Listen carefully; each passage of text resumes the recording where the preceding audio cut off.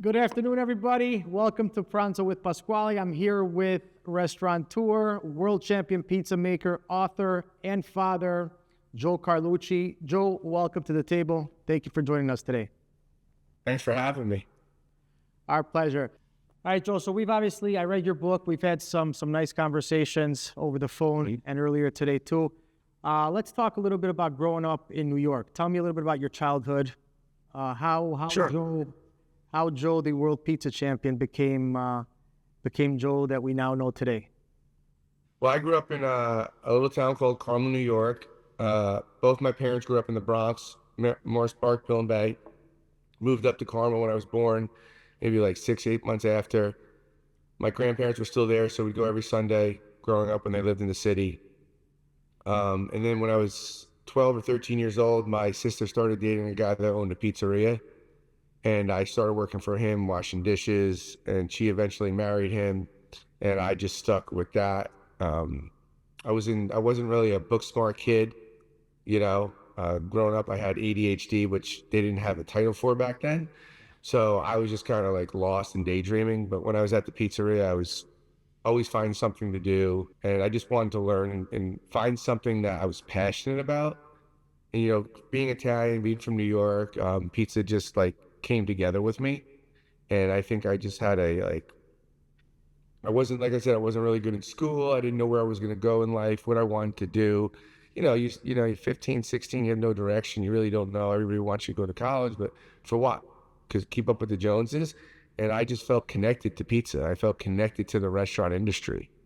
It felt like something that I can do, that I could be good at, because I knew I had to work hard at it, and I didn't mind working the hours. Hours never bothered me. Days of the week never bothered me. Days off never bothered me.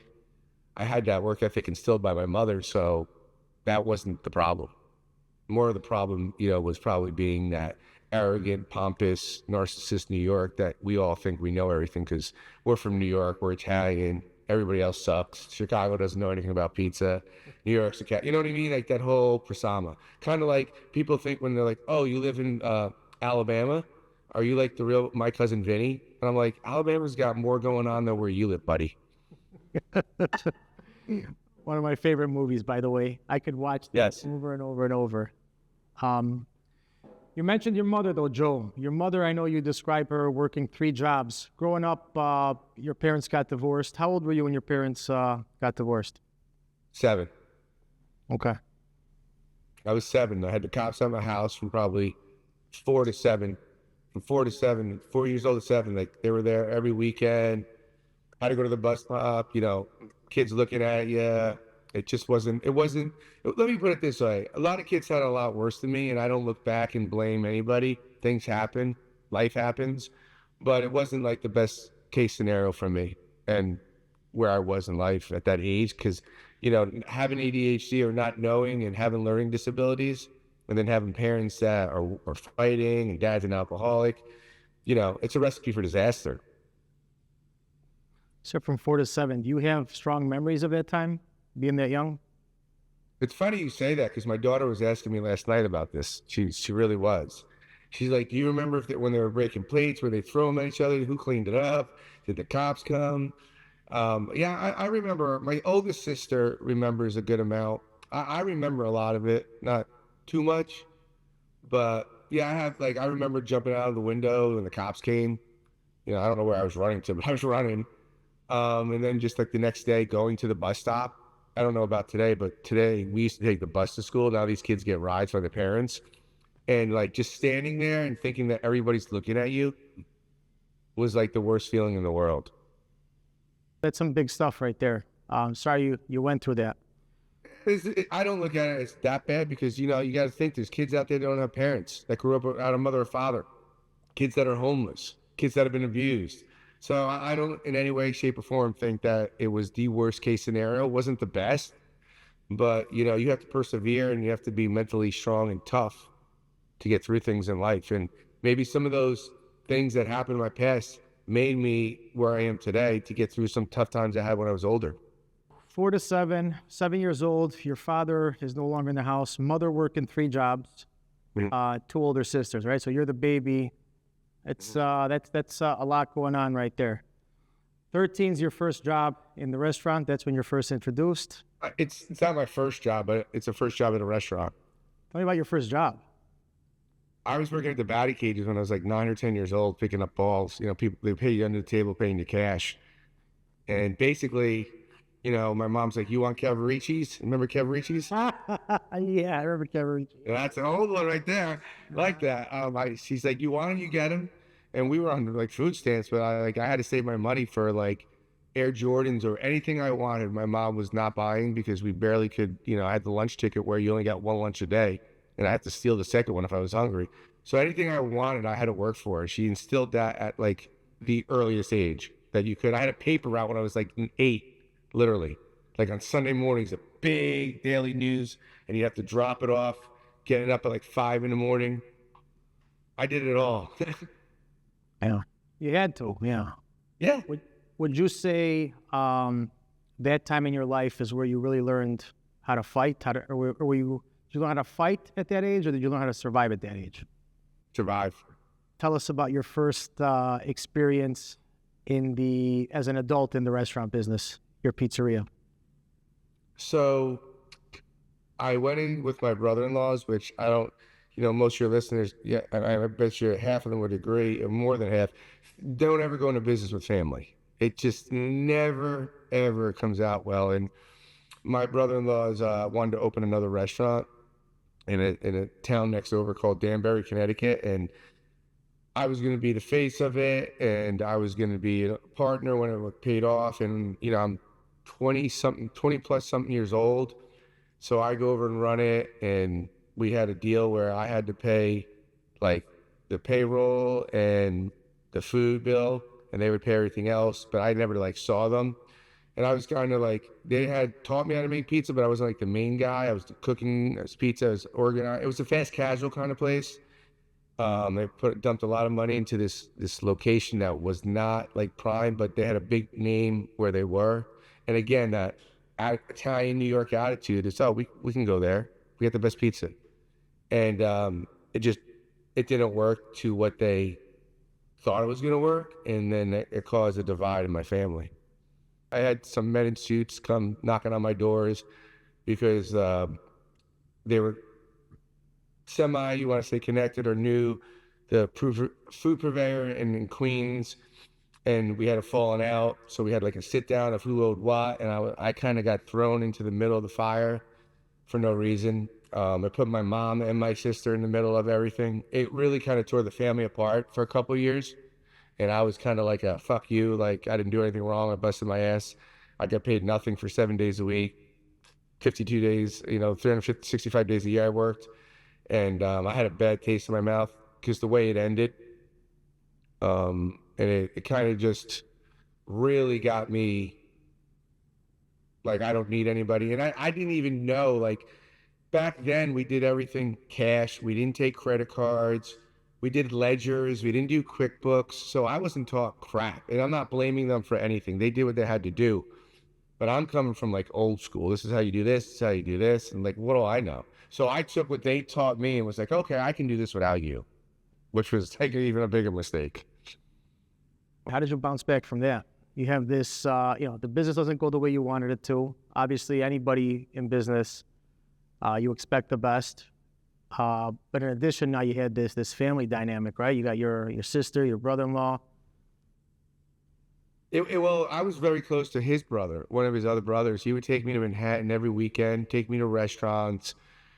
I'd go to dinner with him, play hoops with him, work out with him. I was very, very close to his other brother. So, and his brother was kind of the key to the whole success of their business. And it really tore everything apart for a couple of years, for a long, long time. I'd go over his house for Christmas, not even my own, his brother's house. So then I put my brother-in-law kind of in a bind in the middle, put my sister. She hates the restaurant business. Like, she blames the restaurant business for everything instead of blaming everything else. Like most people, they don't blame themselves. And then I just, was kind of like, fuck it. I'm going to excuse my language. I'm just going to, figure this out. I'm going to prove. I always felt like I had to prove myself, even when I failed the next time. And, I did some probably like stupid business decisions, not knowing at 24, 25. But it was also that ego that gets in the way. I think that happens a lot even today with business people. Like everybody wants an award. Everybody wants to win and put it on social media. But my thing is, if you have a 10% turnover ratio and you're killing it, you're winning more than anybody. But if you need that affirmation, then you need to go talk to somebody, because those awards, they mean something. The big awards to me mean something, like when we got nominated for 50 Top Pizza. And the reason I bring that up is because to me, that's really special, because I can go to a competition and I can make one pizza, the best freaking pizza than anybody. I've done it 3 years in a row. It's not luck. It's not that I'm not the best. I'm probably the least greatest pizzaiolo you ever talked to. There's 1,000 more people better than me, tens of thousands, and I know that, and I accept that. But I know in the minute, in the second, in the hour, I know competition. I've learned it from Tony. He's taught me how to rise to those occasions. But when you get nominated for a 50 Top Pizza, it's not just about your pizza. It's about your staff. It's about your cleanliness. It's about your menu, your wine, your ambiance, your culture. To me, it makes me feel, it's not an award for me, it's an award for my people. Like, hey, we did this. All year we do this. Every year we come in and we grind and we have a standard. And now they're coming in on a Friday or a Thursday, and you don't know they're coming in. When you got to make a pizza, yeah, of course me or you can make one or two pizzas. The best? Absolutely. Who can? But can you make 300 on a Friday? And then someone comes in and he's examining you and looking around and seeing your staff and how they talk, how they speak, how they're dressed, how cleanliness it is. That to me is like a huge honor. I read a little bit about it in the book, but the first trip you took to Columbus, the first, was it an expo, or what was going on back then? What year was that roughly? How old were you? Where were you at in your life? It was the first time I saw the competitions, yeah. I was working for my brother-in-laws, and I was figuring out how to market the pizzeria to keep up with Domino's and those chains. And it said, become a member of the U.S. Pizza team. And I was like, what's this? So I signed up. I got in the car with a bunch of friends in the middle of January, in the middle of a snowstorm. We drove 10 hours up to Ohio. And I went and I competed. I had Tony there for the first time. Big Dave. Most people don't know who Big Dave is. Just Google him, YouTube him, because anybody that's doing a seminar today is because of Big Dave was doing them 30 years ago. So you're not doing or creating anything different than Dave did. Dave was the one that told you to go in the back of the dumpster of your competition, grab his receipts, and grab all your customers, and then mail out to him. That was Big Dave's thing. But I went there. I competed in 2 competitions, and I was doing the largest stretch. And there's Tony, West Coast, always smiling, sunglasses on. I'm like, little disco. Yeah, and him, right? yeah. And I threw it up in the air, and had a little hole, and he goes, "You got it, you won." He's like, "Just throw it down." I'm like, "No." And I threw it up again, and the whole thing teared. And he just looked at me and he said, "I told you." And I was like, "Mothers." And I lost. And I drove all the way back home. And I was pissed. I always knew the relationship with Tony because I've been around. I've seen you guys. What I didn't know was Big Dave. You knowing him personally and having that relationship. Let's talk about Big Dave a little bit. Tell me your memories of him. What kind of guy was he? Because like you said, probably most of the listeners, people that are gonna watch this, I guarantee you 90% don't know, because he's been gone for a while now. He was one of the first speakers I've seen at the expo, and probably the most knowledgeable guy, especially in dough, but other things as well. He wrote. He was just an amazing Human. Well, yeah. Tell me your experiences with him and what he meant to you. Help you. He's one of my mentors. Tony connected us, and Big Dave was doing a lot. And Big Dave is one of the reasons I'm here in Alabama, because he called me up, and when I was working for another partner, or another person in Connecticut, they said, "Hey, they want to do this New York style in Kentucky.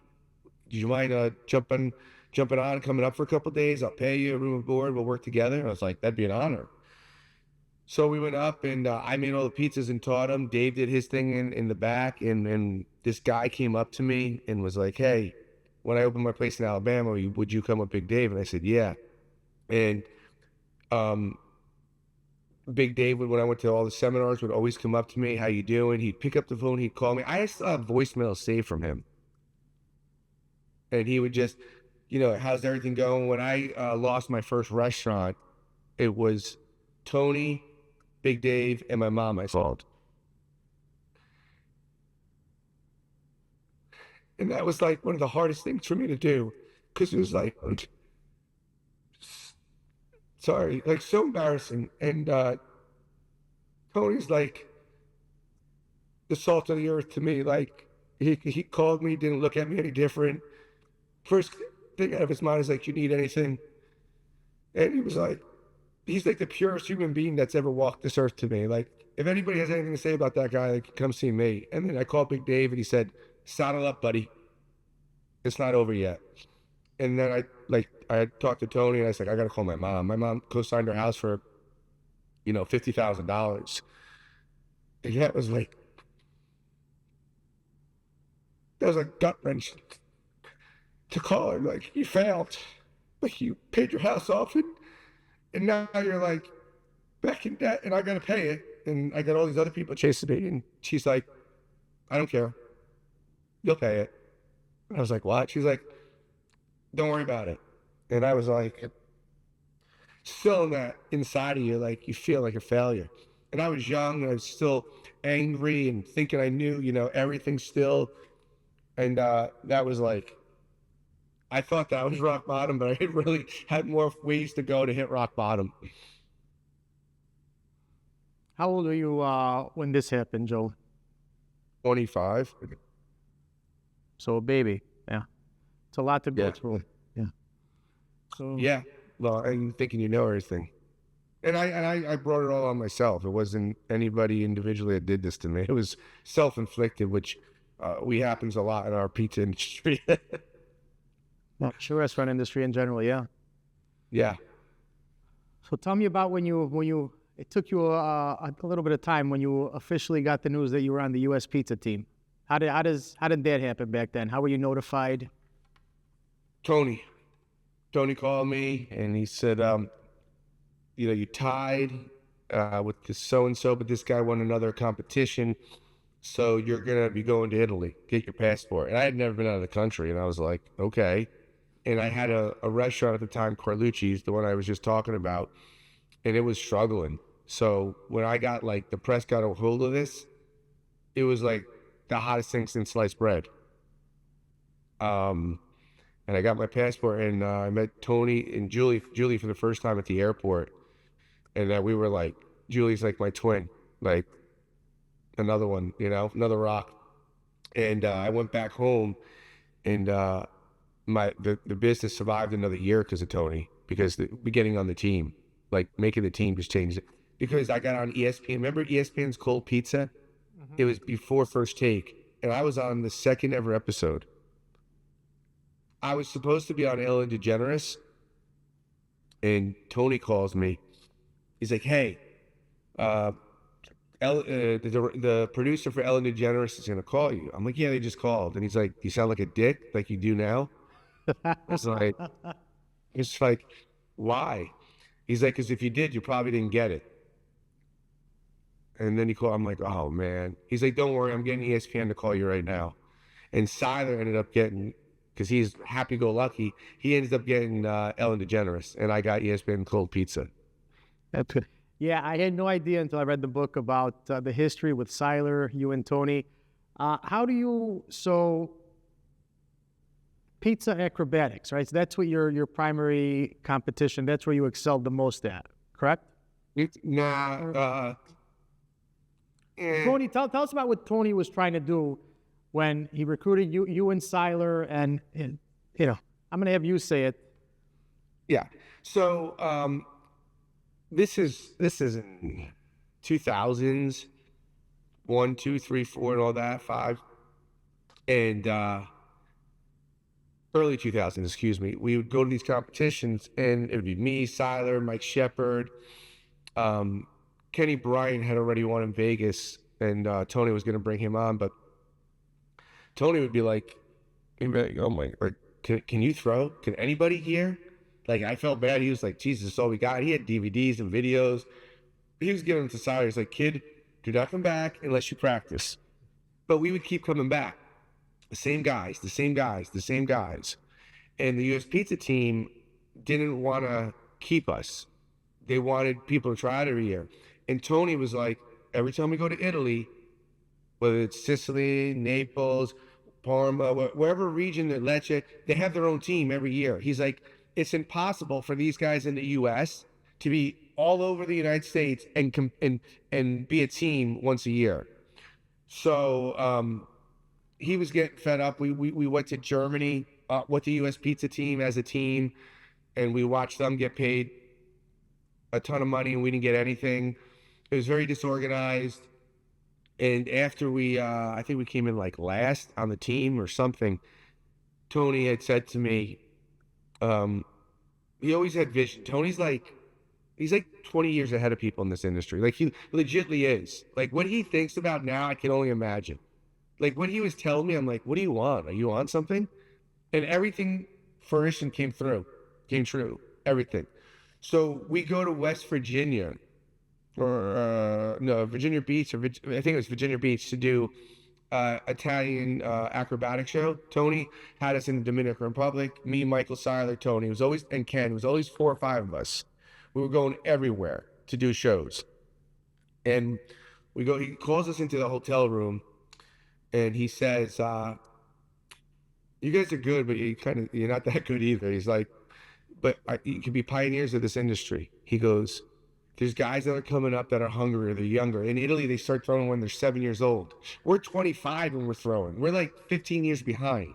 He's like, I'm telling you. Now, he can't compete anymore, obviously, because he's won, and he's trying to put a team together, but he's like, guys, we're going to change things up.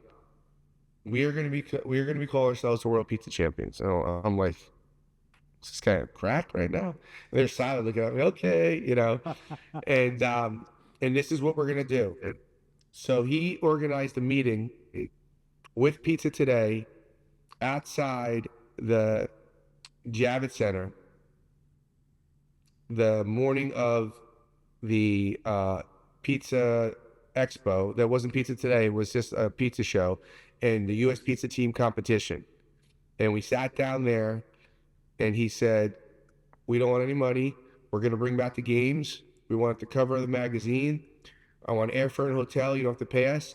And if we nail it, which my guys will, then we can talk about other things in contracts. And Pete LaChapelle, Bill Oakley said, okay. We go into the show, and we had it was race car drivers. We had the World Pizza Champions. I don't even know where my jacket is. It was so old school. And we walk in, and everybody just stopped. Like, you think now people look at it. Back then, it was like, wow. Like, you know what I mean? It had a presence. It had way more of a presence and effect on people 25 years ago than it does now. Now, I'm not knocking it, but now every time you turn around, someone has a World Pizza Champion. Before, it was 4 guys walking in. Nobody knew nothing. If social media was big and TikTok, we would have been rock stars in the pizza industry. So we walk in there, and we all compete. Tony goes up there and just blows everybody away, and the judges change the score. Literally, we watched it, erase it. And so he comes in second. I throw a big fit. The state troopers come. We get into a huge fight. What? Yeah, it was crazy. Silent, we don't know where he went. He went out to get a lollipop or something. That was the beginning of the pizza wars, if you want to say, between U.S. Pizza Team and World Pizza Champions. Back then. Now everybody's, it's a different era now, but that's how it all started. Back then it was very, very competitive. And then when you go to Italy, the Italians look at you like you're nothing. I don't care if you're Italian American. They don't care where you're from. They look like, you ain't nothing, you're American. So he was, and then they've never seen they've seen the U.S. Pizza Team. Now they're like, who's the one of these World Pizza Champions? It took a long road to get the respect. I mean, Tony always had it, but now he's trying to get respect for us, and we have to earn it. So what did Tony see in you that you didn't see in yourself yet at that point, you think?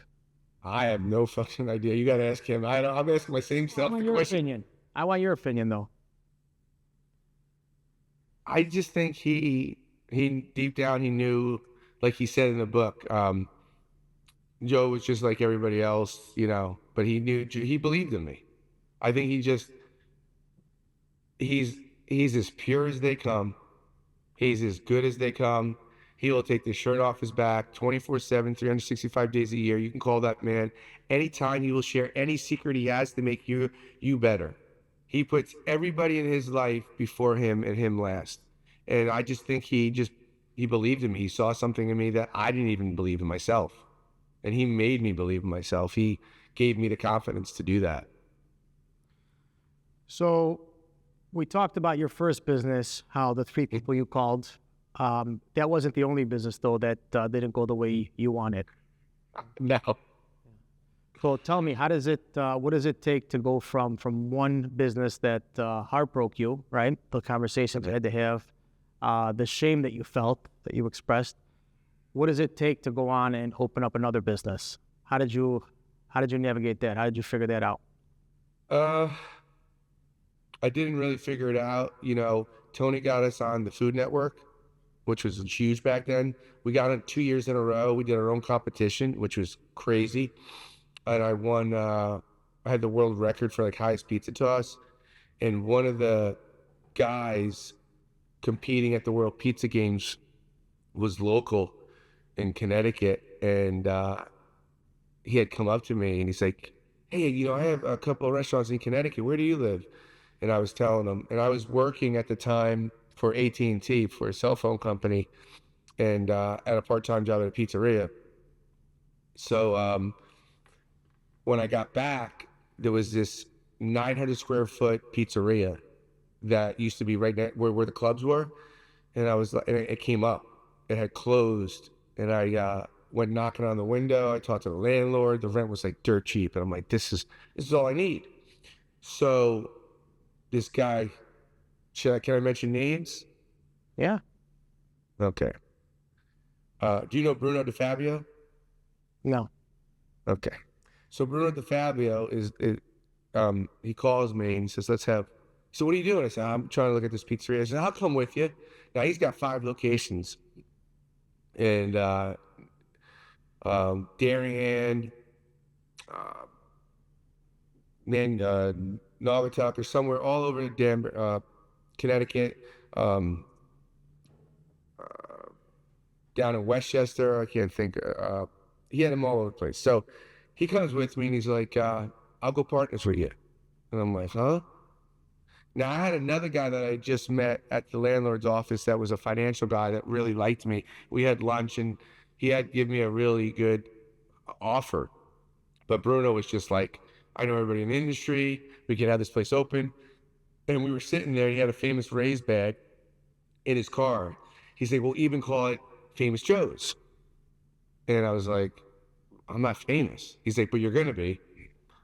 So I called Tony and he's like, just be careful. Like, people are going to start trying to use your name and they see your likeness. And he's like, I'm telling you, you don't think you're anything but in the pizza world. People want to use that. So against Tony's will and other people's will, I agree to open this 900 square foot place. And we end up putting like $200,000 into 900 square feet. Literally. Yeah. And I was working at a phone company that I was working at, a pizzeria up the road. And he was like, just come work for me so you can know our systems. I'm like, okay. And then he invites me over to his house. And then I meet his niece. And his niece is this beautiful Colombian. So I start dating his niece. This is like out of a movie. And I'm working for him in all his locations. And I'm just like, it was just like when I worked with my brother-in-laws growing up, I don't know about you in Italian, like we would be screaming on the line, like screaming. And at the end of the night, we'd have a beer. And I'm like, what? And then it became a norm to me, like, call waiting, hang up, take the phone off the hook. Like, I'm like, So I'm working with Bruno, and I don't see him in any of the stores. He's just, he's doing his thing. And I was just like, okay. So I worked with there for like probably 4 or 5 months. He had a partner, John Christina. I've heard that. So Okay. they had two stores, they had partners that opened these stores. So it took like 8 months to open this place in Danbury. And we open it, and we have no room for a walk-in cooler. We have no room for a dough mixer. So we're in the bottom floor of an apartment building where all like the Ecuadorians, Brazilian neighborhood, all these people live. What does Bruno do? He's like, we're going to rent a room, cut a hole in the wall, and we're going to put the mixer up there. We do that, and I had a very, very good relationship with the health department from Carlucci, the one that went out of business. And get a knock at the door. Who else? Health department. Because everybody's complaining, and they hear like the cheese grater making dough, like the roof was going to cave in. So we get caught doing that. Tag us with a fine. Then he goes and rents a commissary, and we just build it next to another pizzeria. They come and shut that down. I'm working like a slave, not getting any money. I was on no paper. Again, my own fault. I don't blame Bruno. He put the money up, so I understand that. But I wasn't even on a piece of paper. Like, it was like, oh, here's $400 a week, work 7 days a week. When you pay it off, then you'll be a partner. Again, ignorance on my part. They made the offer. I took it. I can't blame them. I could have said no. So living with friends in and out of apartments, girlfriends, like it wasn't the best thing. And Bruno wanted to get out of that store. So he sold it to his buddy, and his buddy's name was the Butcher. And his buddy had a butcher shop down in the Bronx, so that's what his name was. But when he took it over, I thought he was coming in to actually be side by side with me. He just wanted to be a Bruno. Bruno had worked his way into multiple locations to be able to do that kind of stuff. So this guy comes in, now Bruno's out, and we got to pay Bruno every week because my money's not paid. That guy puts in half the money. And at the same time, this is 2005, we started it, we met.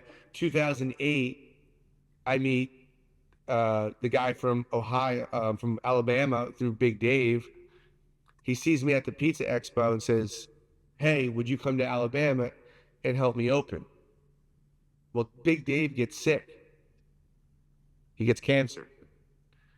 So it took another year or so, and me and Tony end up going down. And I remember I had to go for 10 days. And I hadn't gotten paid in 6 months from the other store. It was so bad. I don't know how I don't even remember how I was doing it. But I'm like, I keep falling into these traps. And I just worked my ass off for this guy, me and Tony. In fact, Tony was in the kitchen teaching him how to cook. I was on the pizza line. And he comes up, he's like, dude, what are you doing? This is Alabama. I'm like, what are you talking about? He's like, you're yelling at them. I'm like, I'm talking loud. He's like, you cannot talk like that here. I'm like, he's Sunshine State. He's smiley, happy, friendly. I'm like, all right. So he leaves, and I stay for another 5 days. Well, I get super close with the family. I go to Vegas. They fly me back for the weekend. I go to Italy for competition. They fly me back. So I come back from all these things, and I go back to the Famous Joe's in Connecticut, and I was just homesick. I missed Alabama. And I walk in, and it's like someone took 3 bags of flour and just threw it all over your restaurant. I walk in, I pick up the phone, and I call my partner and Bruno. I said, I'm out. I'm leaving right now. I'm done. I don't give a shit. And it was a Saturday. I went to my nephew's communion, had my car loaded, told my family I'm moving to Alabama. I said, yeah, right. I said, no, I'm moving. They said, when? I said, tonight. I said, okay. I said, all right. Drove all through the night to Alabama. True story. Pulled up in Huntsville and got pulled over. Guy's like, where are you from? I said, my mother, where are you from? And I got a ticket for speeding. How old were you when you moved? 30, yes, he's 33. 33. Okay. So your daughter wasn't in the picture yet. Not yet. Yeah. No, So she's coming. how do you make that decision just to pack up your car and move? I always respected people like, I used to be a stage actor, so a lot of friends of mine from Chicago just picked up and moved to LA. I just never had the balls to do anything. I've done some bold, stupid stuff, in my life, but the balls to just pick up and say I'm moving, like to have that, like walk me through that decision. How does that happen? How does someone get to that? It was either moving or prison. I mean, it was either moving or being in the worst situation, doing something stupid. Like whatever I was doing there wasn't working, and I need to get away. And when I was in Alabama, I felt when I was there for the 12 days, it felt connected. I felt like I belonged here. I don't know. No one knew me. It was like a fresh start, and it was getting away from. I wasn't running from anything per se. I just needed a fresh start. And like, I mean, anybody I think that owns a restaurant, you're taking chances, and like, I roll the dice a lot. Not as much now, but I just said to myself, how much worse can it be? And working with that guy and seeing how everything was, and I did have some things lined up here. When I was supposed to be a consultant for a food Italian company out of Atlanta. That was like the plan. And then it happened that Joe, the guy I worked for, Joe Moore, needed like a GM, and it just was a really good fit at a really good time in my life. And they opened their house to me, their lives to me. I owe them everything for letting me get down here and get started. But I'm a risk taker. I'm not gonna, you got to take chances in life, and like everything I was doing up until that point in my life was failing. So what's the worst could happen? I come back home and they're like, "Oh yeah, we told you." Okay, that's the worst that can happen. Now, if I stay there, I don't know, because it wasn't a good place with Bruno. We had a really bad falling out, really bad, and it could have been a lot worse. Talk to me about life in Alabama versus life in New York. Oh, I was the real life my cousin Vinny for the first year or two. I was the face of Tatora's in Hampton Cove, where Joe Moore hired me, and he loved it because he'd be doing dishes and I'd be out there, and he'd put me on billboards, you know, come meet the world. I mean, he really put me out there, and I felt like wanted, needed, and we complemented each other. He's an amazing business owner, and I taught the pizza line, I taught the kitchen and the cook recipes. That's what Tony and I did here.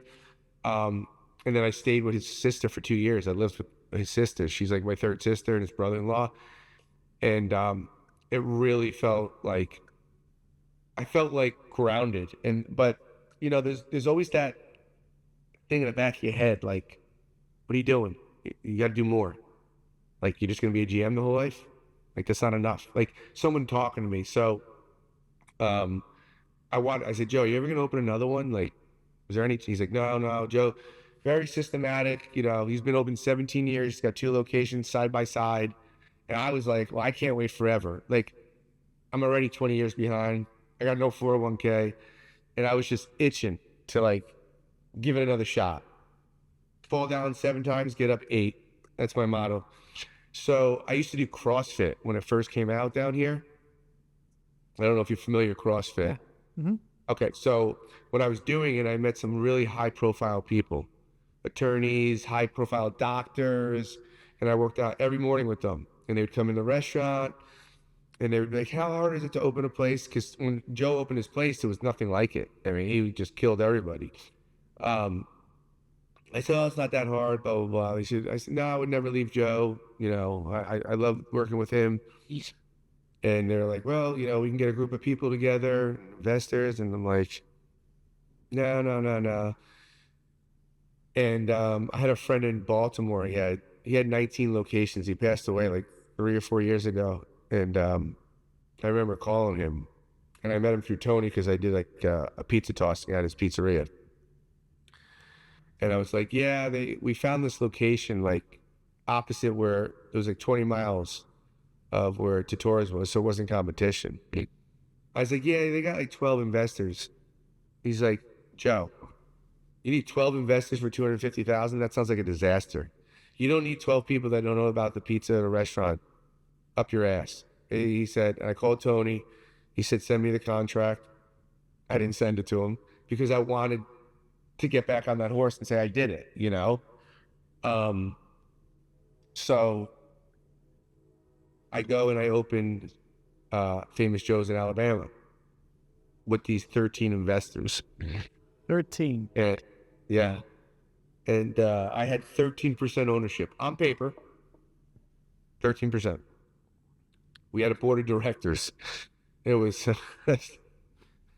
I laugh at it today. And they're good people. Again, they were looking out for me, but of course they were looking out for their investment. So I can't say anything ill will, but it was just like oil and water. And then at that time, I had met my daughter's mother. We did CrossFit early in the mornings. And she's kind of quiet. And she came into my opening when I first opened in December 9th, 2010. I remember I was in the hospital by Christmas because I had pneumonia. I was working like insane.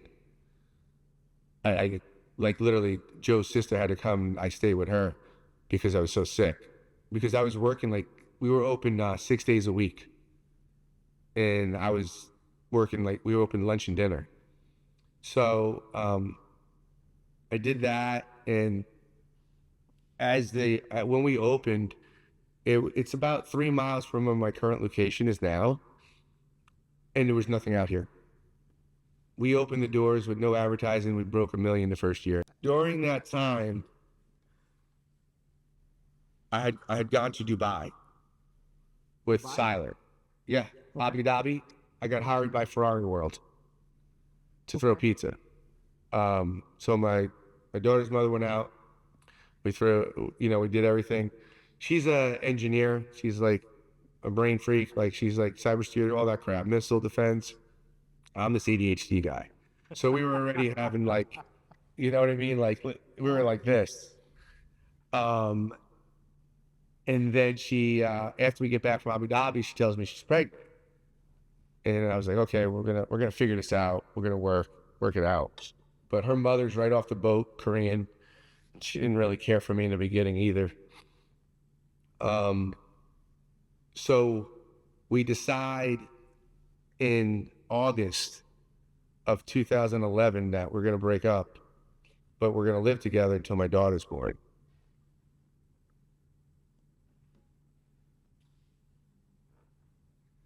So my daughter's born in 2012. Or 2012 we broke up. 6 months later she was born. And like we agreed, like we're not dating, no one's dating first year. So like as soon as my daughter was born, like everything changed. Like everything inside me. And I had really like wanted to have like split custody with her because I'm a girl dad. Me and my daughter, like I love her, and she wanted full. So we had to go to court, and I think Jesus himself could have came down and said something for me, and I would have lost. So I put my attention towards my daughter. Meanwhile, as Famous Joe's was going on, right? And the restaurant was starting to decline in sales, but we also had competition coming. Well, I was going to court. I had a private investigator. I was like crazy, like, and she didn't want to fight. My daughter's mother was like, I do not want to go to court. I'm like, well, I don't give a shit. Like, I'm going to court. So she lawyers up, I lawyer up. I get a woman lawyer thinking that's going to help, but that didn't really do anything because I'm an ADHD northerner with a loud mouth with tattoos all over my body of my daughter. That's not going to help. So we go to court and they put me on the stand and they just basically raped me, ripped me apart. ADHD. Where are you going after this? I said, I'm going to Los Angeles for a TV show called The Taste. It's on ABC. How much are you getting paid? I said, $16 for per diem a day. That's it. They made it like I was making all this money. Um, and then I had my car wrapped. I was crazy. I had my car wrapped with my daughter's birthday, her name, Italian princess, like everything. My whole back has my daughter. 3 pictures of her 3D. So it was like 3 weeks later.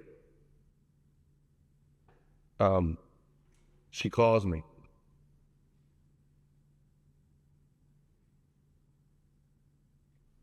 And she says, did you get the email? I said, no, why? She said, you get Valentina every other weekend and every other Wednesday. And that was one of my breaking points. And I just crawled up in the corner of my house. And she's like, I don't want you to lose your house. I don't want, I said, how are you losing shit? I said, you don't know me. And I called my friend in Washington, Maryland. And I said, I need you to send somebody down here so this guy can never, because she was dating somebody, so this guy can never hold my daughter. And he said, all right, I'm coming down now. You're staring at me. And he said, will you do me a favor? I said, he said, just calm down. I said, okay. So the next day she calls me and she said, can we meet? So we meet at like a Starbucks or at her house, and this guy's holding my daughter, which, by the way, is a great stepdad. Absolutely amazing guy. And I'm like, sick. I have no friends here, no family. And she's like, I don't want to fight anymore. She's like, you pay half my court fees because I didn't want to go to court. And I get to write Valentina off and you have to take everything off the car. I was like, I'd rather freaking die than give you a dime. And I walked out. And I called my friend. And he said, I am begging you on my life to like just take this deal. And I guarantee you'll see your daughter more than you ever wanted to. So I'm like, all right. So I call her. And she said, all right, meet me at the lawyer's office the next day. We sign everything. She's like, I got to go to Washington or wherever for work. Can you watch Valentina for the week? And I was like, yeah. And then, it wasn't great. I still owed tens of thousands of dollars in child support. I was losing my house. And I get her. And then to add insult to injury, the liaison guy at the restaurant says, oh, let's go have lunch. I said, okay. He says, we're going to sell the restaurant, but we're going to close for 2 weeks for remodeling. And I was like, I live in this town. I said, we're not like losing money to the point we're not making money. He's like, well, that's the decision that everybody voted on. I'm like, you're going to make me look like the face of like, what do you, like, why?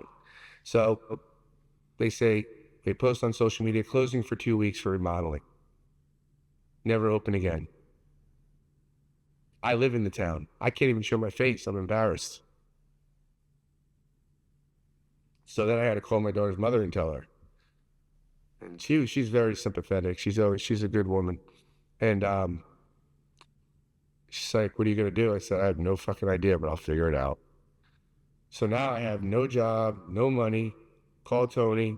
He sends me money to help me and I didn't even want to take it. I never take it from anybody. And I just took a little. And I started catering out of my house, like legitly catering out of my house for a year.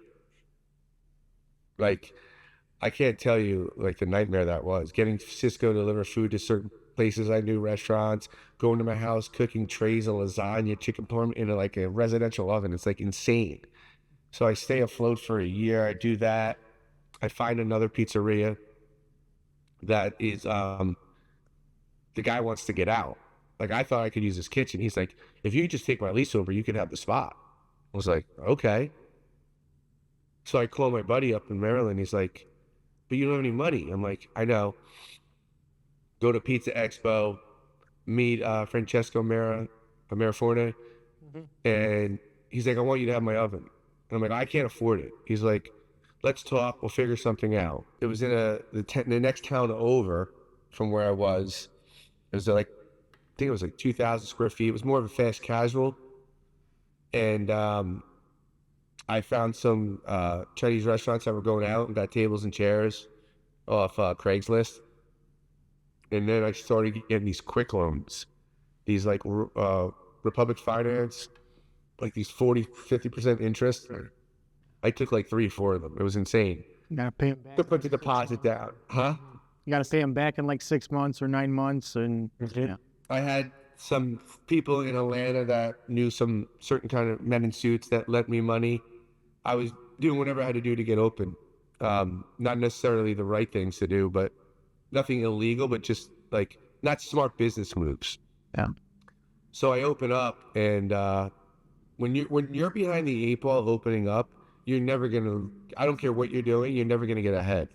So I was working 7 days a week. I was probably 20 grand in debt with child support and attorney fees from my ex, plus my attorney fees. So like I was already, and then all these quick loans. So no matter what I made, it was never enough to breathe. Plus I had child support, mortgage payment, car payment. Like I was dying. If my bills were 10,000 a month, I made 6. Like I was always robbing to pay Peter. And in my head, I said to myself, for me to be a win, I have to stay 3 years. I have to make the lease work, because then I feel I kept my word to the landlord, and you know what I mean? So I worked 7 days a week, and never saw my daughter. And she was about 5 at the time, I think. She's 13. No, she was probably like 3. And she would say, Daddy, I said, that's going to change. So I went from 7 days a week to closing on Mondays. And then I had this guy come in that franchises chiropractic businesses. And I said, hey, man, would you ever be interested in being a partner? Because I just couldn't withstand where I was at. I needed some cash flow. He's like, no, I wouldn't. I appreciate it, blah, blah, blah. So the next day, his son calls me. I don't know his son from out of my ass to my elbow. Comes down, meets me, sells me the freaking Hudson River. And I was like, done. But I wouldn't give up 51. He had 49. Like, I knew that much. I wasn't that dumb. I was stupid, but I wasn't fully dumb. So he comes in and says, I'll do all the bookkeeping. We'll get rid of the accountant. This is what I do, blah, blah, blah. I said, all right. I said, well, I haven't gotten paid. I need to get this much a week. You know, he's like, okay, no problem, blah, blah, blah. So, like, he comes in. I'm like, okay, now I can focus on the restaurant. Yeah. Well, that didn't last long. Like 6 months to a year into it, I'm like, dude, why are we having past due taxes? Oh, no, I just didn't file yet. Like, you weren't filing anything. He didn't do anything for the business. And now I'm getting, like, my name's on this again. I'm like, what am I doing? And then we slowed down because we wouldn't have money to market. So I wasn't getting paid. Now I can't pay my car. I can't pay my house. I'm back to square one. Can't look my ex in the eyes, you know, because I can't pay child support. And I'm just like going to the pizza expo, and everybody thinks you're, you know, second coming to Jesus. And I'm like I hated that. I hated going to, you know, I remember Carmine Testa, like he helped me pay for like food and a plane ticket one time. Like took me out every night. Like he was a really good friend. So I'm like, one more year. Now during this time, I bought a food truck. How did I buy a food truck? Well, when you get down like 40% with these loan companies, they make you, you paid off 4,000 or 5,000 or 10, we'll give you 15, but they throw the 4 on top of it, right? And they get you even longer. And then I got the calls from the credit card company. Oh, you don't need to have credit. As long as you're producing 10,000 a month or 20,000 a month, whatever it is, we can give you X amount. So I got money from the credit card. And then what do? They take a percentage every night of your swipe. Like, I was like, okay. So then I bought a food trailer, a wood-fired food trailer from Maraforne. Now that thing is sitting in the parking lot because I don't know my ass from my elbow to go anywhere with it. So why did I even buy it, right? So these two people come in that want to open a pizzeria and a brewery, and they had a very successful food truck here, a wood-fired pizza, and they were asking me questions about the brick and mortar and the point of sale, and I was telling them that I want to get out of the brick and mortar into that. They're like, "Oh, we can help you with weddings. We do like 50 to 80 weddings a year." I'm like, and they're like, "We'll get you on the Arsenal, which is the defense contract in the United States in Alabama." I'm like, "Really?" So they basically spoon-fed me and taught me everything about that industry, of that side of the business. So the third year comes up, and our lease is up. So now I was like, why don't we just find a commissary? And I'm going to take some pictures later today, tomorrow, and send them to you. So I find this gas station. Like, when you come to visit me, you're going to be like, I can't believe you worked in that. I'm telling you, it was like 200 square feet kitchen. I had my mixer there. I would put my dough behind all the sodas and juices in the gas station. You see, like the 15-door coolers, my dough was behind there. And I was, yeah. So I did that with this guy, and then I'm not making this up. This is going to sound absolutely insane. This guy came in and he wanted to get into the food truck business with me. And my partner's like, you have to pay the debt that I have for the brick and mortar. And I said, why would the guy do that? This is the food truck now. He said, that's the deal. The guy said, I'll do it. So I said to the guy, meet me at Starbucks tomorrow morning. I said, why don't you just go buy a damn truck for cheaper, and then we can go partners, and I can pay this debt, and we can close. No. I'm like, so you're going to assume debt from the past that has nothing to do with you. Doesn't even make sense to me. Mm-hmm. So he does it. So this guy gets skate-free. He gets off. I'm still stuck with debt. He gets his debt paid by my new partner. This guy promises me the world. We're going to get a truck for you. I have money. We're going to figure this all out. I'm like, so he's like, I'll book the events. You run the truck. Well, he couldn't book his ass. And I'm going to Mississippi selling free pizzas like an idiot. So then I start diving in with the food truck world. And it's not like brick and mortars. They work together. They help each other out. And I called the people that got me all the weddings. And they said, no, go here. Have a minimum. Don't go here. So this guy's getting me gigs, and I'm doing $200. And now I'm not getting paid for months again. We're using my Nissan Armada to haul 8,000 pounds. I should have done a commercial for Nissan because the thing stood the test of time. And so we're doing these, and my truck's not getting paid. I'm like 4 months behind. They're calling me saying, yeah, we're coming to get your truck. I'm like, okay, you got to find it first. So I'm parking it in the garage, closing it. Foreclosure, coming, it's coming. You have so many days to pay this amount. We didn't have it. I finally said, I'm going to take money whether we have it or not.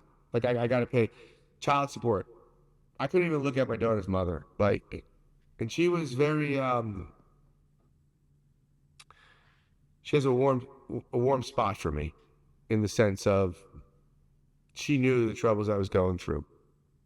During this time, to save money or to make money, I sold all my furniture, my daughter's bed, my TV, my washer, my driver, my kitchen table.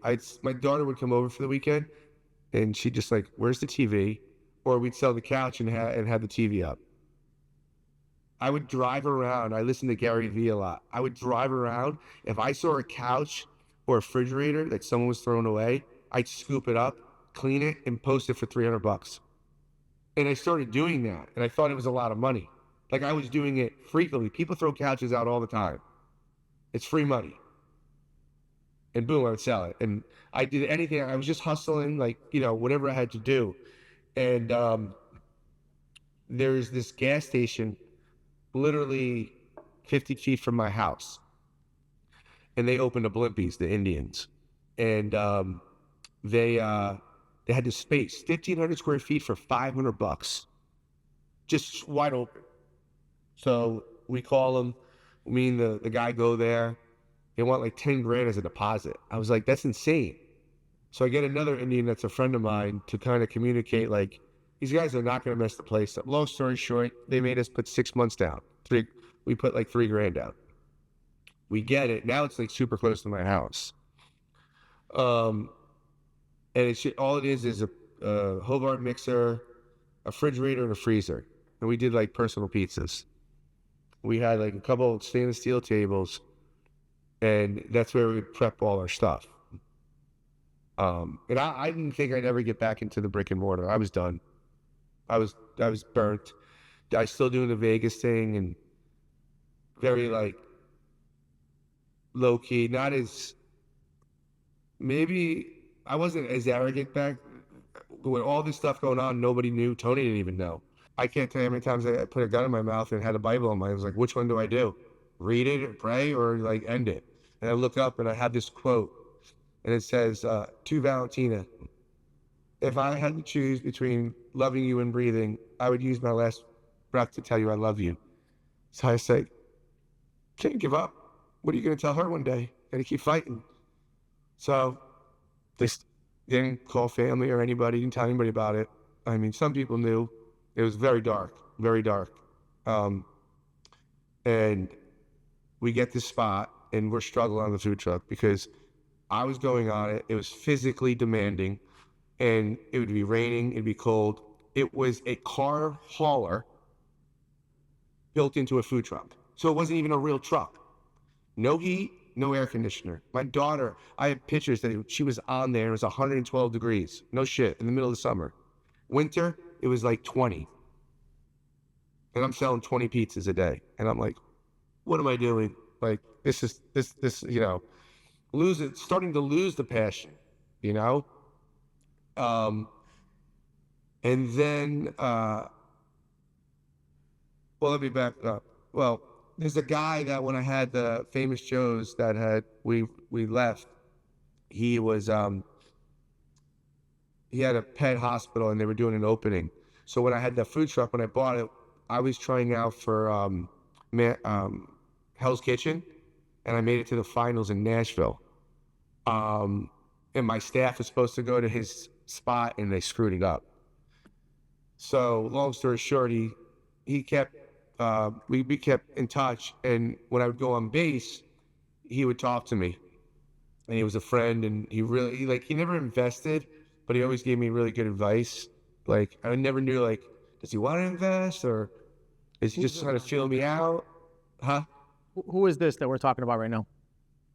That's the guy Jason in the book. Okay. Thank you. So now, the guy that can't walk and chew gum, that's my partner, comes to me and says, yeah, I think I'm going to buy another food truck. And I'm like, you can't even operate this one. We're not putting money into this. And he goes, well, it's nothing personal, but I want to look for my daughter. So, okay. That was it for me.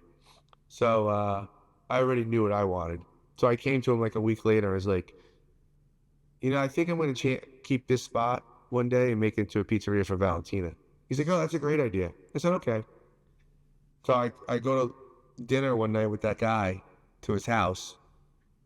And we actually went to Pizza Ed. It's a pizza place down the next town over. He's actually a really good guy.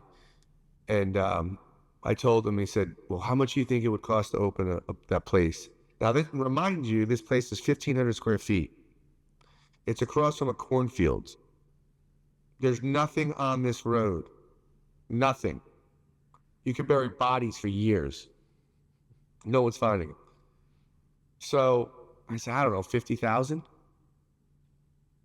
He says, your risk to reward would be outstanding if you did it. He says, what else you got to lose? Now, mind you, this was in February of 2020, no, 19 or 18, 19, I think, yeah, 19. Yeah, when COVID was coming. COVID was 2020. Yeah, so this was February of 2020, right before COVID came. Okay. And I had no money, so this was another dream. I had nothing, still behind with all the bills. And then COVID happens. And to this day, I get on my knees and pray for COVID every day. I pray to God because I went to every subdivision in North Alabama for 3 months, 7 days a week, 11 to 1, 5 to 7. And I was doing 20,000 a week, just selling personal pizzas, half trays of food. And I saved $50,000 in 3 months. And then we sold the food truck. And to some retired teacher, like, what is wrong with people? Go be retired. Why does everybody want to do pizza? Like, Jesus. I don't understand it. So I called a friend in New York and he's like, what the hell are you waiting on? I'm like, I don't know. I'm like, this is it. If this don't work, I'm done. I'm 40 something years old, man. Called Tony. He said, whatever you need, I'm here for you. You're going to rock it this time. He said, it's your time. You can do it. You made enough mistakes, you know. So called Mariforne, got another oven from them, and bought some smallware and tables and chairs offline on like Craigslist and all that stuff, Marketplace. And I opened Original Valentina's in October 9th, 2020 with a negative bank account. Like no personal money. Still coming after me for stuff. Negative. Still owing child support. Back taxes. You name it. And I'll never forget when I opened it. I only had the Mariforne 140, and I was like, yeah, we'll do 10 grand a week, 5. I just want to make a living seeing my daughter. Limited hours, like 25 hours a week. And I remember calling my daughter's mother and I said, do you think Valentina would mind if we called her Valentina? She's like, I don't know, let me ask her. And I just heard a scream yes in the background. It's like, okay, I got my answer. And her first video ever was, welcome to Valentina's, and remember, no pineapple on pizza. And so I said, okay, so we opened October 9th, 2020, and I had this one oven. It couldn't keep up, and people waiting an hour, 2 hours, and I had people coming up to me, like friends or old customers, like coming up to the line and saying, are you going to go out of business again? You think you'll make it? Like, why'd you pick this spot? And I'm like, God, give me strength. And like, I'll never forget how many people said it to me in one night. And I was like, you just got to keep your cool. And then that weekend, I think we did like maybe 5 or 6 grand for the whole Friday and Saturday. And I thought that was like $1 million. And I looked at the bank account and I'm like, finally a light bulb was going off in my brain. I'm like, don't say anything. Let's just see what happens. Next week it was 15, then 30. And I was a minimalist. Like I was paying back and saved 40, 50, 100.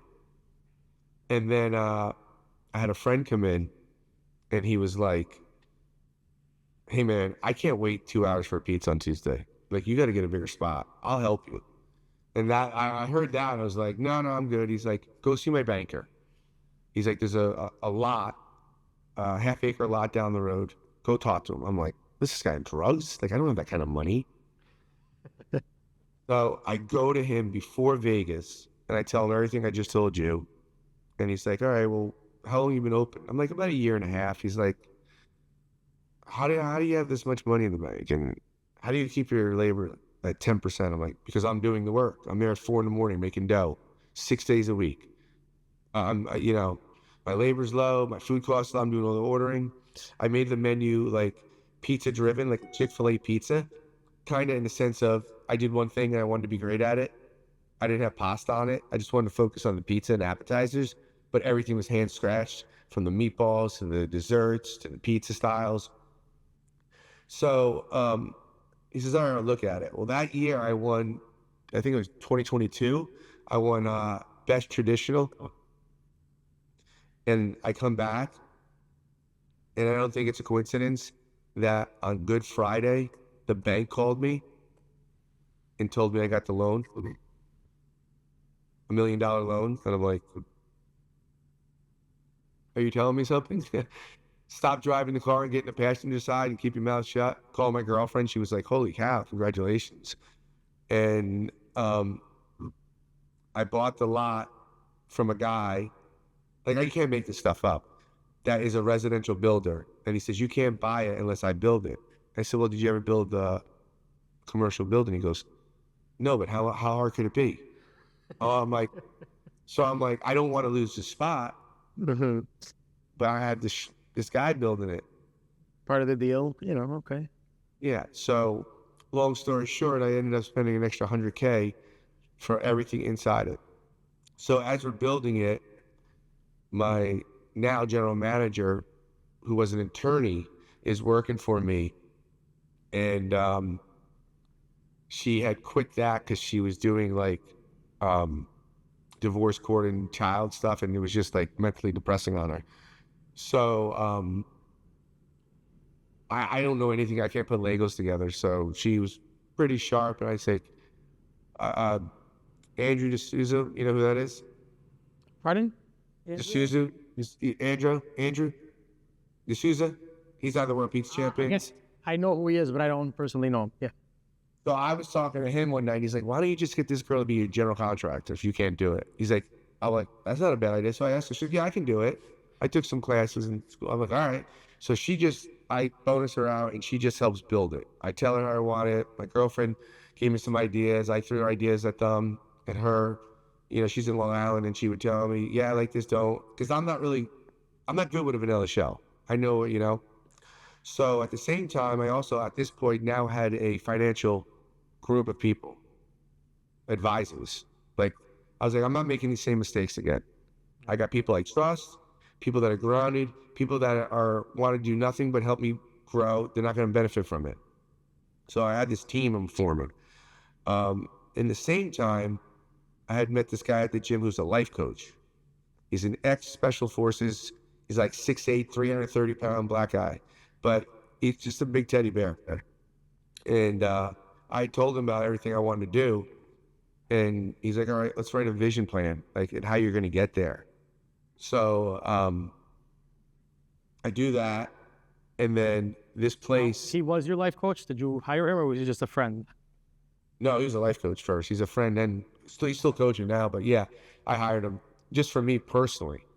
Got it. Now, we only had like 8 employees, 10 employees, right?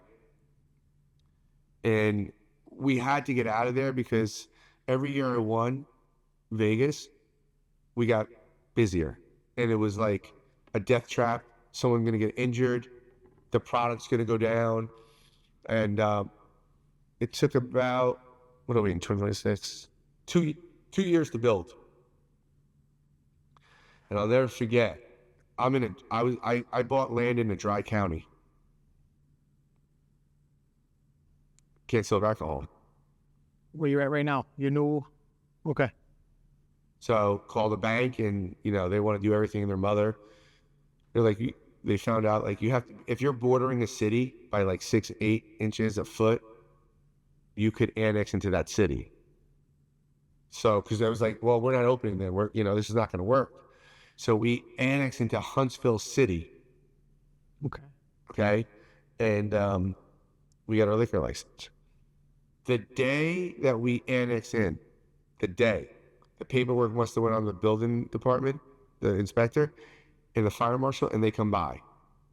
My friend's putting TVs up for me. He's like, you have a permit for that? I'm like, no. They're like, you need a permit for a TV? Yeah.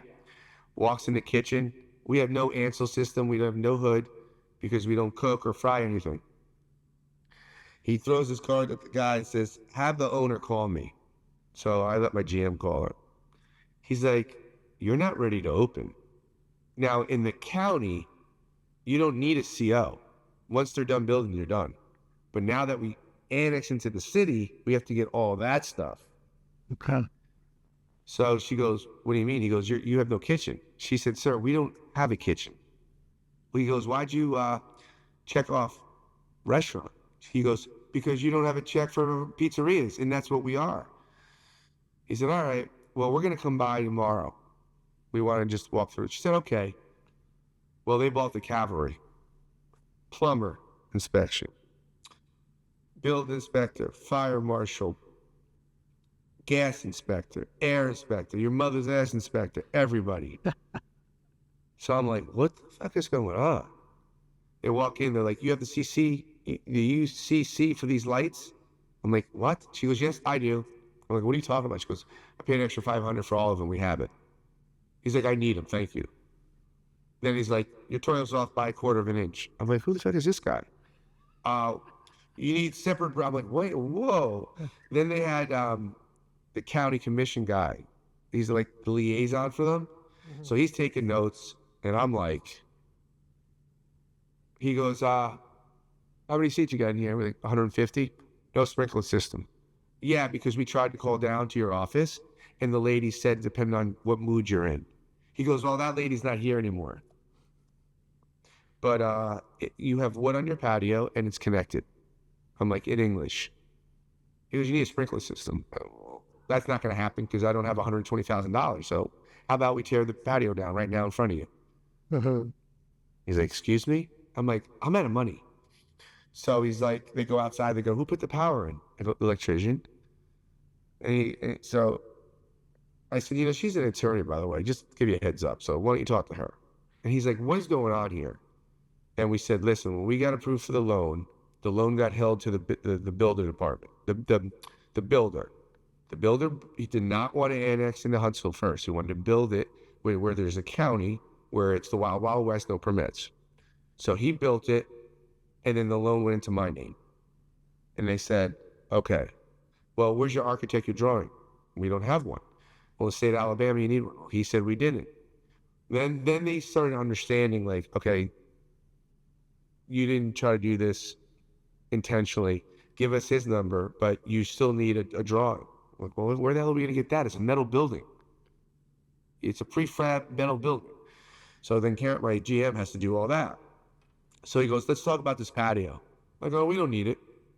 I'll tear it down. No. He said, what if you we had like a bourbon room where I am now.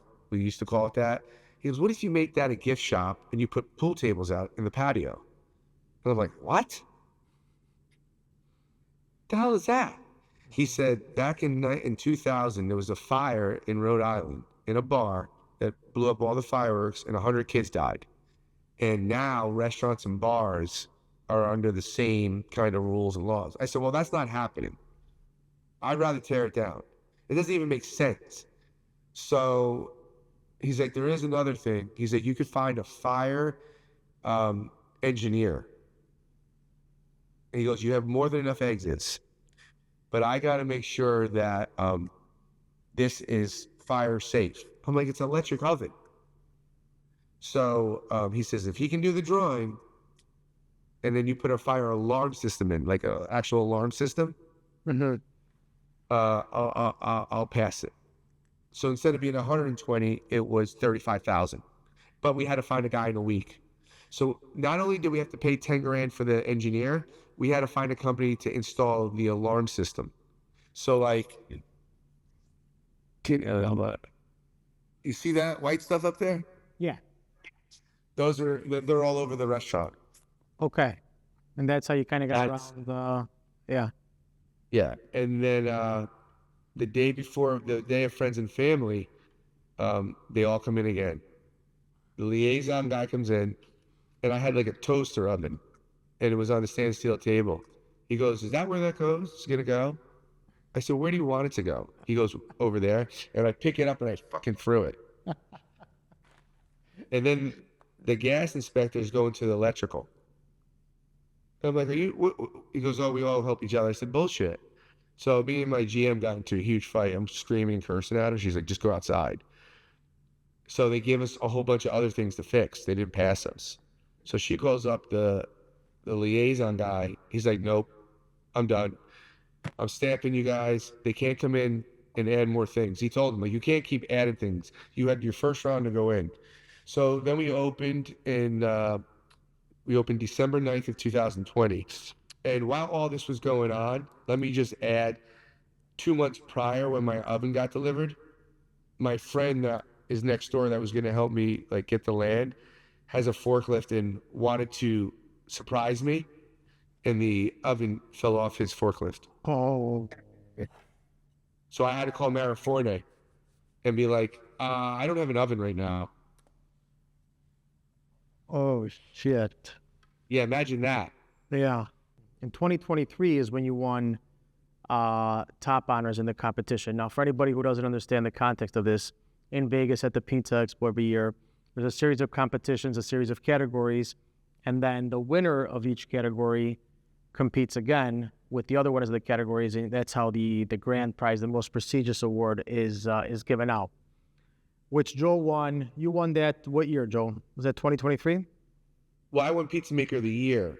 So you win Pizza Maker of the Year 2023. The following year, you come back for Best of the Best in 2024. Understood. So 2023 Pizza Maker of the Year is the first time I competed, and I competed on an off time. I was in the Pan division. You were not in the Pan division. I believe you were you non-traditional or traditional that year? Non-traditional. Non-traditional. So they had to fit me in because of my schedule and the schedule of the expo. And I just remember like screaming and yelling, and I'm turning around and here I see you coming out of the back and you got your vein popping out, and there was an intensity and a look in your eye, you know? And I remember saying to myself, like, what the fuck is wrong with this guy? Like, what's going on right now? I don't know, you know? But now getting to know you, getting to know your story, you know, there was a lot that you were holding on to, like, you know, and then I look at your speech when you win, you know, and I can't imagine what you were feeling. Talk me through the moment you won that and how that felt and what that meant to you.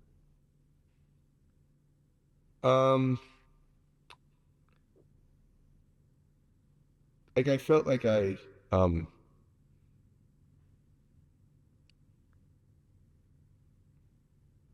still don't feel that like I'm up there with some of the best in the world. I just don't. I mean, I just know I have a lot of learning, but um, I know I wouldn't be there without Tony, and it felt good to be up there looking at him, smiling, making him proud, like because like he never gave up on me for 20 plus years. So I felt like, you know, like this is for you, Tony. Like this is thank you for not giving up on me out of anybody in my life. Like thank you for like believing in me, and like the World Peace Champions, my team, like I felt like I was like I owned my spot. You know what I mean? Like yeah, I was a founding member, but like I felt like more deserving of it.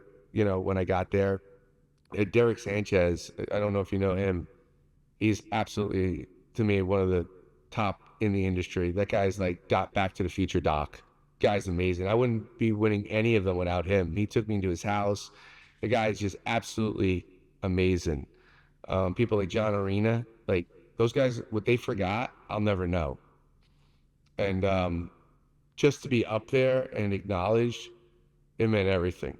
It really like was like, you know, now I could, you know, you could say it all the time, but now you don't have to say it. Your actions speak louder than words. And I think, you know, when you hit rock bottom, it humbles you. It's not really who's the best because there's so many different. What is the best pizza maker? Like, what is it? The most knowledgeable, the most tasteful? Like, what does that mean? Because I might not be the best, like, know the best knowledge of it, but I know how to lead a team. I will tell you that. I would go toe to toe with anybody. I know how to run a restaurant, and I failed enough times to know how to learn how to do that. So sitting up there giving a speech, I felt it was my responsibility to not take it in and let people know that I know you guys are out there that know more than me, and I'm okay because I want to learn from everybody and anybody that gets up here and pounds their chest. And because when we win, when the independent wins, we all win. We're in this together. We can call each other for recipes, ideas. I mean, you know me, Mo. I'm on the phone with him 3 days a week. That guy's like a fucking encyclopedia. When I switched from All Trumps to Caputo, the last year I won Best of Best, and I was like, I don't know. I've been using, you know, in Fred Moretti and Orlando Foods. And they said, no, we'll teach you. We make them down. We'll show you all this stuff. And I have all we use now is chow. We have some stainless steel stuff, very small. And then we use Caputo Americano, Supernuvula. And like, that's a whole nother chapter that, you know, had taught me. And who's very humble and doesn't get any recognition for anything that he does with all these industry people. He just sits behind the scenes. Look at Talio. Ask Rob Trevini. Where would you be without Mimo? Just a question.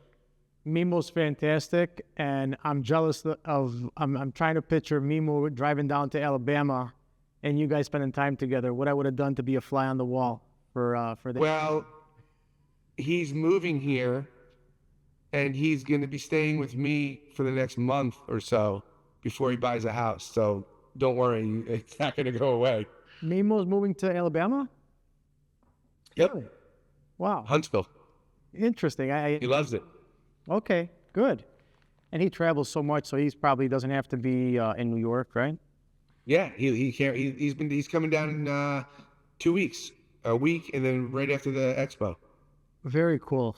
Interesting. Yeah. It's crazy how connected everyone is. But I must Right? say, I have to say, it's crazy how your speech of one of the top awards in the industry that you ever won in your life, that even now speaking about it years later, you're thanking everybody else. And you've come from Joe growing up in New York, who knew everything and didn't need anybody, to this right now. And I think that speaks volumes on your growth, on who you are as a person, on what you've been through, and how humble you are. I'm blown away by how humble you are. If 50-year-old Joe can talk to 7-year-old Joe, and if 50-year-old Joe can talk to 24-year-old Joe, and even 40-year-old Joe, what would you say?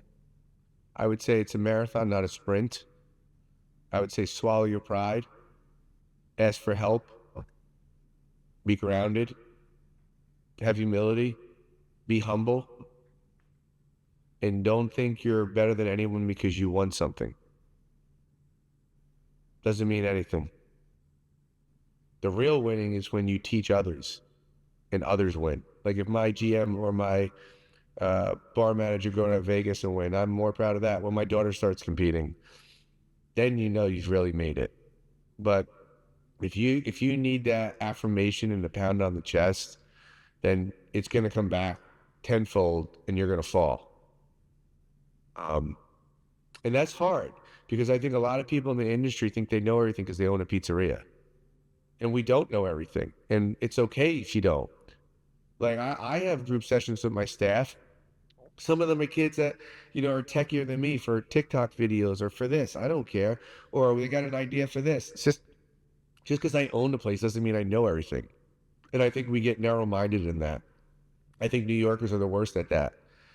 It's like they have a chip on their shoulders because they're from New York and they just think they're better. Yeah. And I would just be like, be more open to listen and learn. You ever hear the saying, less is more? Mm-hmm. Talk less, listen more. And I'm doing that at this age now. And I'm 10 years behind where I need to be. And I still have all the drive and energy. I'm up at 4 a.m. every day, work out. I still have the drive and the passion. And if you have the passion, don't give up. Don't ever give up. No matter what the critics say, there's always going to be somebody saying you can't do something. And if you let them get in your head, then you're going to fail. When my daughter used to do cheerleading, she came in 3rd place.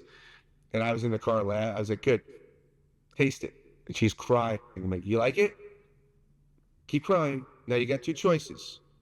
We go home and practice, or we go home and go on the iPad. You choose. Because if you like how this feels, then go on the iPad. But if you don't like how it feels, let's get home and go in the backyard and do those flips or whatever the hell you got to do to get better. 2 choices. What are you going to do? And then she practiced. She came in 2nd. I said, taste it. And I don't have anything hanging up in my restaurant that's 2nd place. You won't find one thing. Wow. Everything's 1st. And I've lost way more than I've won. I've lost hundreds. When I came in 300th in Italy, I thought I was the worst pizza maker on earth. It was like 301 competitors. And I'm like, oh my God. What am I doing, But when I was at top 50 and I was up there with the Italians, it wasn't a glorified win because I beat them. it was a nod of respect that you get from them. And it's like earning that respect, they ain't no award, no championship. When you have a respect of the Italians, that means something. That, 20-some years and you've gained their respect and you're humble and respectful of what they've learned and they've taught. That's all Tony. That's all Tony's vision on everybody. And then the World Pizza Champions, they're there to teach and help others. And in this day and age, anybody open a restaurant that doesn't go and do the seminars, doesn't listen to your podcast, doesn't go on the internet, you're going to fail. It's so hard to fail today. How could you fail when you have all these people like Mike Bausch, Nick Bogas, like doing these seminars that are successful, telling you what to do? Now, if you can't be humble enough and think you can do it better and you've never done it, then go take your luck at that. The odds are probably not going to be in your favor. I could talk to you all day, and but I think I got to come down to Alabama when Mimo's there, cook you guys some pasta fazool and Genovese. Yes, absolutely. And I would love that. And we'll bust out the cameras and have another conversation, though. But, bro, continued success. Salute. Thank you for sitting at the table with us today. Don't work too hard. No, I won't. I got to make one dough and I'm done for the day.